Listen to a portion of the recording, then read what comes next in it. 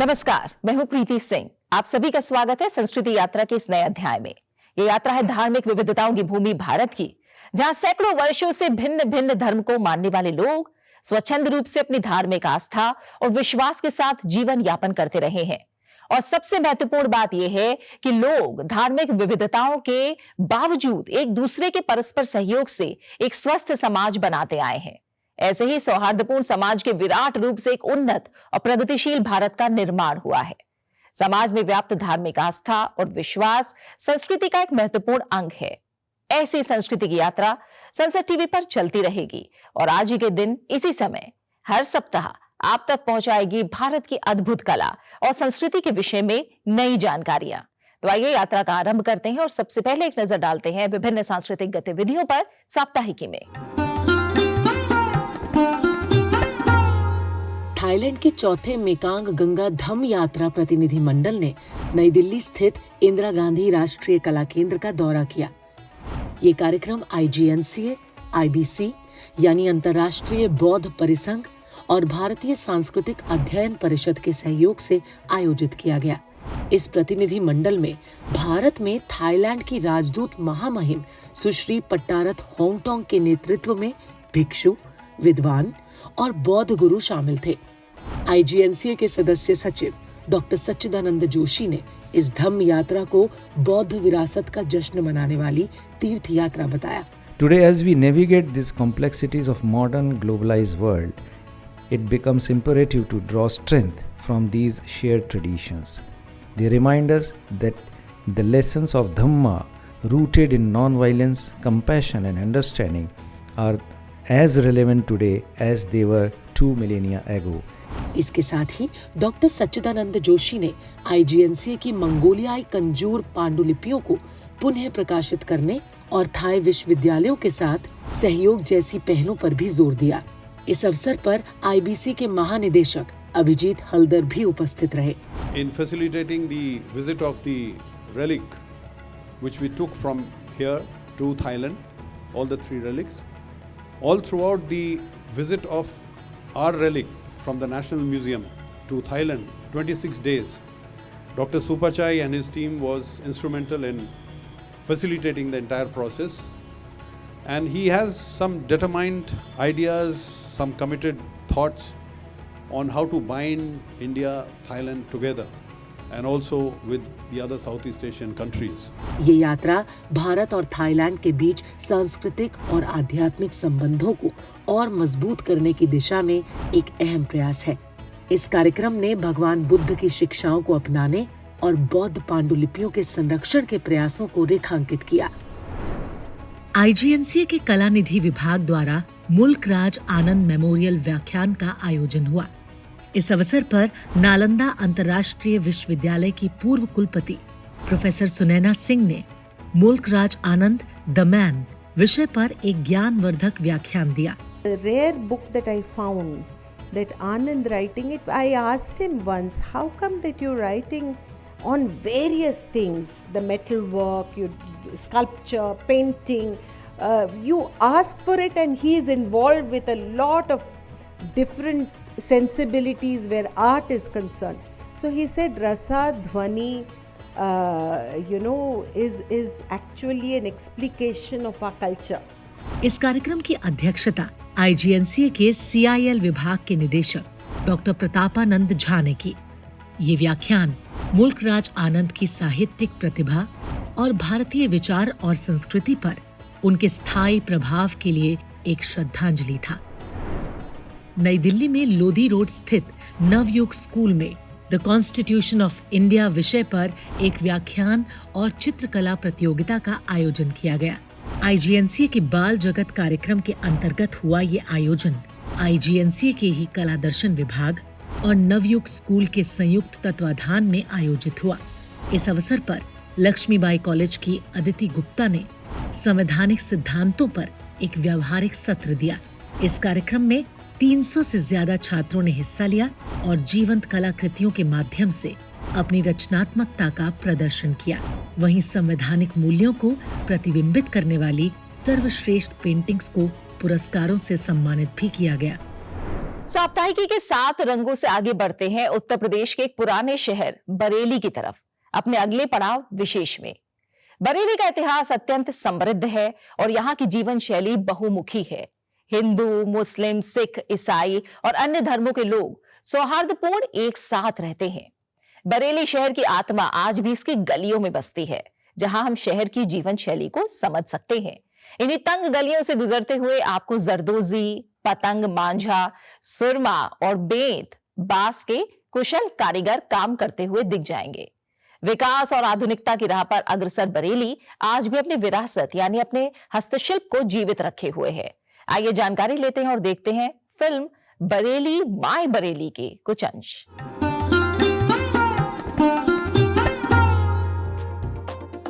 I'm glad I spent last year getting to know Bareilly. Not my Bareilly. My Bareilly was this colony, my school, my college, these congested roads, and some theatres and markets. And I might have been confined to just these had I not got to know of a true son of Bareilly, Wasim Barelvi Sahab. His words inspired me to discover the poetry in the city. मेरे शहर की बात न पूछो, मेरा शहर महान, इसके एक एक घर आंगन में जिए है Hindustan. Wasim Sahab, a well-known poet taking forward the rich tradition of Bareilly's literary personalities like Ibadat Barelvi, Shah Mohan Lal Jigar, Sudhir Bekas, and many more. Being with him even for a little suddenly uncovers pages and pages, layers and layers of the city.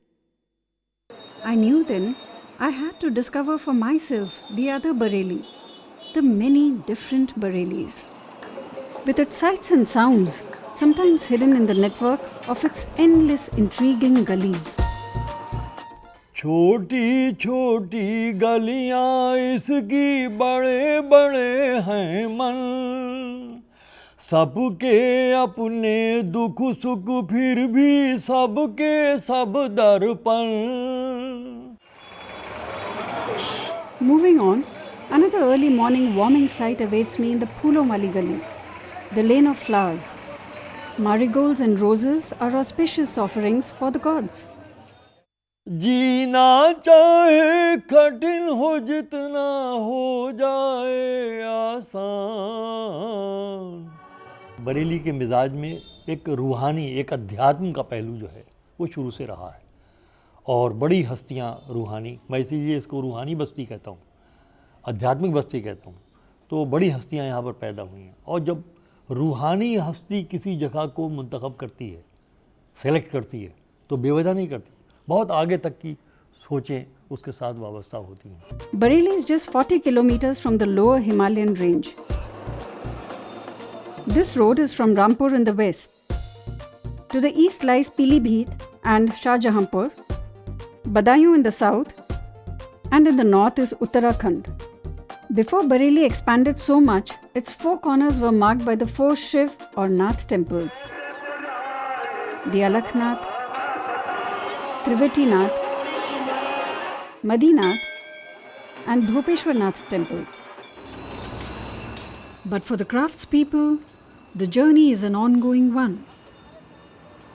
The road margins are all lined up with red, blue, white, and there's a buzz of activity around them. Manja, a specific kind of kite string, goes through a special process to give it a cutting edge. Indians don't merely fly kites, but cut each other's kites using the manja.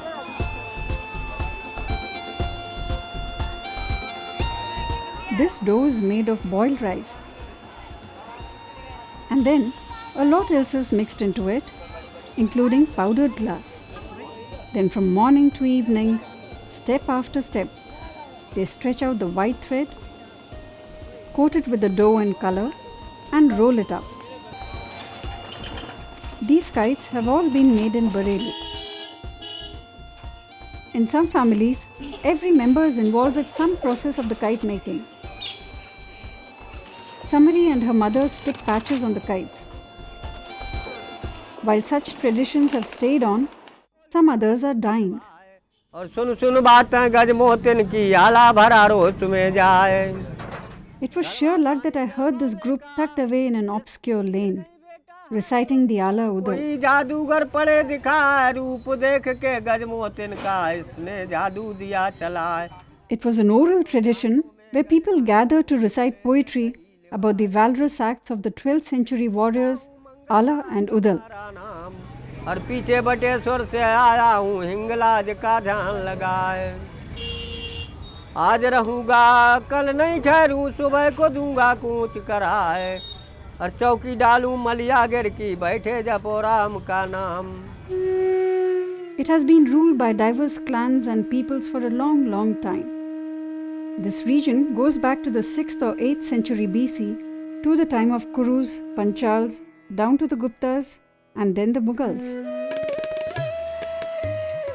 The foundation of the city is said to be laid in the 16th century by the two sons of a nobleman, Jagat Singh, Bansdev and Barel Dev. The name Bans Bareli is derived from their names and not often as assumed from the cane work done here.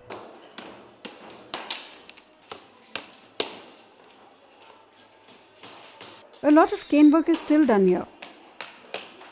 But at one time, Bareli's cane craft was quite famous. People here believe the craftsmanship of Bareli to be superior to the woodwork of Saharanpur, which has a good demand. The Victorian element in the furniture is quite apparent. These wooden nails and the British style are still the hallmark of much of Bareli's furniture. The British influence still lingers in the British infantry market in the cantonment area. The market began in 1880, which is when Hakimji and Sons were established, the oldest shop here. Some features of Bareli predate even the British, like Zardozi. There was a time when the most fine and skilled zari work was done here. And Bareli zari found its way to Iran, Iraq, and even fashion hubs like France. But with the shift in export centers, there has been an artisan outflow to Delhi, Bombay, and Calcutta. Zari is still in abundance, perhaps a lot more than before, and the craftspeople work round the clock to make ends meet.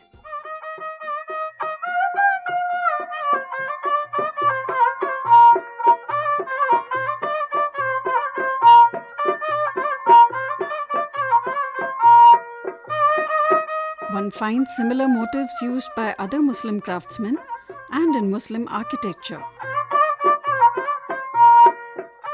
A lot of families are supported by Zari: contractors, artists, raw material sellers, and end product sellers. It may not be the finest, but Bareli Zari work is a must-buy for most visitors. And for locals like me. मेरे शहर की बात न पूछो मेरा शहर महान। मेरे शहर की बात न पूछो मेरा शहर महान। उत्तर प्रदेश के बरेली शहर की जीवन शैली और विरासत के बाद आगे बढ़ते हैं संस्कृति यात्रा के अगले पड़ाव संवाद की तरफ। कार्यक्रम में हम अक्सर संस्कृति की बात करते हैं, अपने देश की संस्कृति पर गर्व महसूस करते हैं, पर आखिर ये संस्कृति है क्या? इसकी परिभाषा क्या है? इसी प्रश्न का उत्तर जानते हैं आचार्य मिथिलेश नंदिनी शरण जी से। आचार्य जी सिद्धपीठ हनुमत निवास अयोध्या के वर्तमान श्री महंत हैं।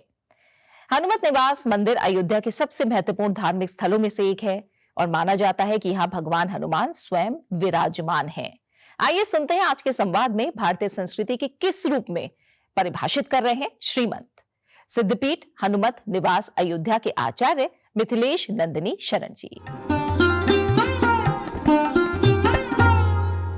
संस्कृति शब्द का तात्पर्य मनुष्य की चेतना के विकास क्रम से है। मनुष्य अपनी विकास यात्रा में जिस तरह आगे बढ़ता है, जिस तरह अपने को विकसित करता है, समुन्नत बनाता है और मनुष्यता को चरितार्थ करने के जो उपक्रम करता है, उसका जो पीढ़ियों में प्रवाह है उसे संस्कृति कहकर पहचाना जाता है।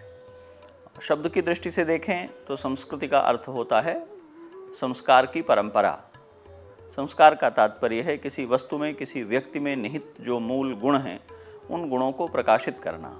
संस्कृत का तात्पर्य है प्रकृति के द्वारा निर्मित तत्वों को मनुष्य के व्यवहार के योग्य बनाने की क्षमता। मैं उदाहरण देता हूँ, धरती रोटी नहीं उपजाती और मनुष्य रोटी खाता है, तो गेहूं को रोटी बना लेने की जो प्रक्रिया है ये संस्कृति है। संस्कृति का अर्थ है इस विराट प्रकृति में जिसने नदी, पहाड़, जंगल, वृक्ष और पशु उत्पन्न किए हैं, उसी ने मनुष्य को भी उत्पन्न किया है। मनुष्य इस प्रकृति को अपने लिए कल्याणकर बना ले, अपने लिए उपयोग के योग्य बना ले और इससे सतत उत्थान की अपनी यात्रा को अपनी चेतना से प्रबंधित कर सके, इसका नाम संस्कृति है। दुनिया के देश सभ्यता मूलक हैं, भारत अनूठा देश है जो संस्कृति मूलक है और इसलिए भारत समाज निर्माण की नहीं, व्यक्ति निर्माण की योजना पर कार्य करने वाला देश है। तो यहाँ हमें ध्यान देना पड़ेगा कि भारतीय संस्कृति कहने का अर्थ क्या है, जबकि हम उस संस्कृति को विश्वबारा कह रहे हैं। इसलिए कह रहे हैं कि यह जो धर्म सनातन कहकर परिभाषित होता है भारत में, उसकी प्रतिज्ञा है माता भूमि पुत्रोहम पृथिव्याः, और हम पृथ्वी के पुत्र हैं। तो पृथ्वी के पुत्र होने के कारण इस पृथ्वी पर जितना जीव जगत है हम सबके सगे हैं। तो वसुधैव कुटुंबकम एक दूसरा सिद्धांत भी हमारे सामने आता है और ये दोनों सिद्धांत हमारे यहाँ धर्म से आए हुए सिद्धांत हैं, धर्मशास्त्रों से आए हुए सिद्धांत हैं। हम सब पृथ्वी की संतानें हैं और पृथ्वी के संतान होने के कारण विश्व भर की मनुष्यता से हमारा बंधुत्व है। तो जब ये दो बातें हमें धर्म से मिल जाती हैं तो जो भारतीय संस्कृति निर्मित होती है उसकी चेतना होती है यह संस्कृति पहली है और विश्वबारा है, विश्व मात्र के मंगल को चाहने वाली। तो भारतीय संस्कृति का मंत्र बन जाता है सर्वे भवन्तु सुखिनः माँ कश्चित् दुःख भाग् भवेत्, सभी सुखी हों, कोई दुखी न हो। ये हमारी संस्कृति का प्राण तत्व बन जाता है। जब आप भारतीय संस्कृति कहते हैं तो ये दिखाई पड़ता है विश्व दूसरों को कुचलकर बड़े हो जाने को अपनी योग्यता मानता है और भारत गिरे हुए कुचले हुए लोगों को उठाकर हृदय से लगा लेने को अपनी योग्यता मानता है। ये मौलिक अंतर है दोनों में। विश्व का इतिहास संघर्षों में लड़ करके विजेता होने का है, भारत का इतिहास हारे हुए लोगों को विजेता बनाने का है। इसलिए जब आप भारत की पूरी इतिहास भूगोल की यात्रा देखेंगे तो आपको दिखाई पड़ेगा भारतीय संस्कृति कहने का अर्थ है मनुष्य मात्र के कल्याण का संकल्प। मैं इसको सरल करके कहता हूँ कि दो आयतन हैं हमारे, देश और काल, समय और स्थान के पात्र में नाम और रूप भरा हुआ है, इसी को हम विश्व कहते हैं। तो जब देश और काल को हम देखने चलते हैं तो बहुत सारी अवधारणाएं हमारे सामने आती हैं, उसमें से समय की अवधारणा है। और समय का सिद्धांत ये है कि संसार में काल की जो गति है वो चक्र गति है, ये कहीं से कहीं को जा रही गति नहीं है, निरंतर एक केंद्र में घूमती हुई गति है। चक्र गति से आशय है कि नीचैर गच्छत्युपरि च दशा चक्र नियमित क्रमेण। चक्र गति जो है वो नीचे जाती है, ऊपर जाती है, नीचे जाती है, ऊपर जाती है, एक घूमता हुआ पहिया। तो पहिए में हर हिस्सा जो आपको ऊंचा दिख रहा है वो नीचे जा रहा होता है, जो नीचे दिख रहा है वो ऊंचा जा रहा होता है। यह समय की गति है और समय की गति में ही भारत और विश्व भी अधिष्ठित है। तो जो बहुत समुन्नत और दिव्य पदार्थ है वो भी किसी समय क्षरण होता हुआ दिखाई पड़ता है। सूर्य डूबता हुआ हम देखते हैं, सूर्य उगता हुआ हम देखते हैं। ऐसे जो समय की और देश की गति है, उस गति में कुछ काल के लिए यह विश्ववारा संस्कृति भी धूमिल हो जाती है, पीछे छूट जाती है। असल में संस्कृति नहीं डूबी हुई होती है, कुछ दूसरी चीज़ें सामने आ जाती हैं। जिन्हें हम सूर्य का डूबना कहते हैं वो सूर्य का डूबना नहीं है, बल्कि धरती के घूमते रहने के कारण कुछ हिस्से में उसके प्रकाश का नहीं पड़ना है। तो विश्व और मनुष्य की चेतना एक चक्र गति में घूम रही है और घूम रहे होने के कारण कुछ समय के लिए, जैसे आप सूर्य की ओर मुख कर लें तो आपके सामने उजाला है, सूर्य की ओर पीठ कर लें तो आपके सामने आपकी परछाई है। ये हमने चुना है। ऐसे ही विश्व ने, ऐसे ही भारत ने अलग अलग समय में कुछ और बातें देखी, सुनी, समझी और उनकी ओर मुँह कर लिया तो उन्हें लगा कि यह द्वितीयक है। लेकिन ये सदा नहीं रह सकता, क्योंकि जो प्राथमिक है वो फिर घूम करके सामने आएगा। तो ये जो चक्र गति है उसमें कुछ दिनों के लिए भारतीय संस्कृति, जैसा आपने कहा, ये लगा कि वो पीछे छूट रही है, दूसरी चीज़ें उभर कर सामने आ रही हैं। लेकिन मनुष्यता की जो मूल प्रेरणा है, मनुष्य होने का जो मूल तात्पर्य है, वो सतत उन्नति की ओर जाते रहने की चिंता है और वो भारतीय संस्कृति ही ठीक से उसका संवहन करती है। इसलिए केवल भारत ही नहीं, विश्व भर का मनुष्य थक करके, हार करके, देर सवेर लौटकर भारत की ओर देखेगा। कोरोना महामारी उसका उदाहरण है। विश्व में चल रहे युद्धों में भारत सरकार और भारत की ओर देख करके उनसे युद्ध शांत कराने के लिए भूमिका निभाने का जो आमंत्रण है वो ये बताता है कि दुनिया अपने रचे हुए युद्धों में जब उलझ जाती है और स्वयं उसे रोक सकने में समर्थ नहीं होती तो फिर भारत की ओर देखती है। तो ये बताता है कि भारतीय संस्कृति किस तरह मनुष्यता के उत्थान को प्राथमिक रख करके चलती है। तो जो बीच में हमको कुछ समय के लिए दिखाई पड़ता है कि ये नीचे गई है, वो मनुष्यता की बोध यात्रा में आने वाले भटकाव हैं। लौटकर विश्व फिर से भारतीय संस्कृति की ओर देखने वाला है। संस्कृति का सार जानने के पश्चात आगे बढ़ते हैं अपने अगले पड़ाव माटी सुगंध की ओर। भारत के गांव में मिट्टी की सौंधी सुगंध के अतिरिक्त हमारी ग्रामीण संस्कृति की अपार संपदा भी देखने को मिलती है। इसी संपदा के संरक्षण की एक विस्तृत परियोजना संस्कृति मंत्रालय द्वारा चलाई जा रही है, मेरा गांव मेरी धरोहर। आज माटी सुगंध में आपको लेकर चलेंगे केरल के गांव एरूर। एरूर केरल का एक हरा भरा बेहद खूबसूरत गांव है। ये गांव अपनी प्राकृतिक सुंदरता और सांस्कृतिक विरासत के लिए जाना जाता है। एरूर गांव शास्त्रीय नृत्य कथकली के संरक्षण और संवर्धन का केंद्र भी रहा है। सदियों से यहाँ के कलाकारों ने इस कला को जीवंत रखा है। तो आइए चलते हैं एरूर गांव की ओर।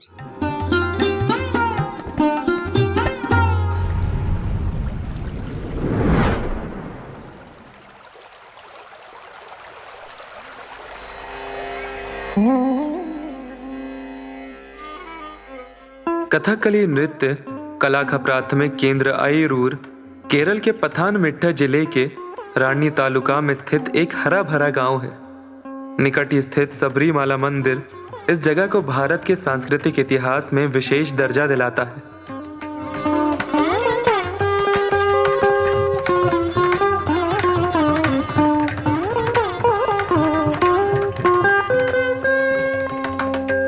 कथकली दो शब्दों के मेल से बना है। कथा अर्थात कहानी और काली अर्थात प्रदर्शन। केरल में उत्पन्न हुआ यह नृत्य आज देश विदेश में भारत के वैभव का बखान करता है। कथकली में उत्कृष्ट फुटवर्क, चेहरों और हाथों के सुंदर प्रभावशाली इशारों के माध्यम से कहानी कही जाती है।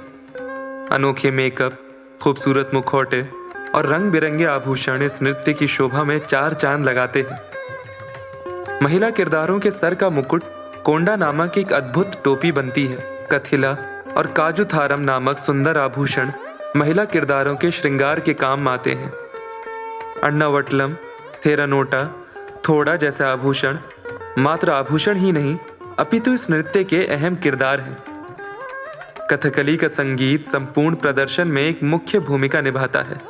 नाटक के पात्र संवाद नहीं करते। नाटक की पृष्ठभूमि भी गीतों के माध्यम से कही जाती है। कथकली में मुख्यतः धार्मिक और पौराणिक प्रसंगों को दर्शाया जाता है। किसी भी व्यक्ति के लिए कथकली में प्रवीण होना कई वर्षों का निरंतर अभ्यास मांगता है। पास ही सबरीमाला मंदिर होने से एरूर धार्मिक दृष्टि से भी महत्वपूर्ण है।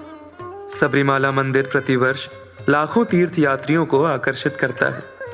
एरूर का पुथिया कावू देवी मंदिर सबरीमाला आए तीर्थयात्रियों का विश्राम स्थल बनता है। गांव के दक्षिण में बहती पंपा नदी में ही श्रद्धालु स्नान कर अपने आप को शुद्ध करके दर्शन करने मंदिर में जाते हैं।